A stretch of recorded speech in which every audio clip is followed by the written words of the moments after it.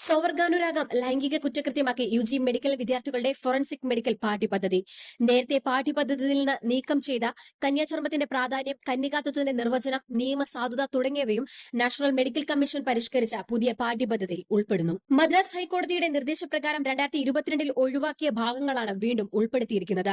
അന്ന് സ്വവർഗാനുരാഗം ലൈംഗിക കുറ്റകൃത്യങ്ങളിൽ നിന്ന് ഒഴിവാക്കിയിരുന്നു.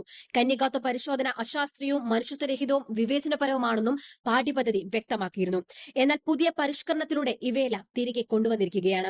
LGBTQA+ വിഭാഗത്തിന് വിദ്യാഭ്യാസം കൂടുതൽ സൗഹൃദപരമാക്കുന്നതിനു വേണ്ടി NMC 2022 ഉൾപ്പെടുത്തിയ ക്യൂർ വ്യക്തികൾ തമ്മിലുള്ള സമ്മതത്തോടെയുള്ള ലൈംഗിക ബന്ധം, വിവാഹേതര ബന്ധം, ലൈംഗിക കുറ്റകൃത്യങ്ങൾ എന്നിവ സംബന്ധിച്ചുള്ള വ്യത്യാസങ്ങളും പാഠ്യപദ്ധതിയിൽ നിന്ന് ഒഴിവാക്കിയിട്ടുണ്ട്. ലിംഗഭേദവും ലിംഗവ്യക്തിത്വവും തമ്മിലുള്ള വ്യത്യാസം, പൊതുവായ തെറ്റിദ്ധാരണകൾ തുടങ്ങിയ വിഷയങ്ങൾ സൈക്യാട്രി മൊഡ്യൂളിൽ നിന്ന് ഒഴിവാക്കിയിട്ടുണ്ട്.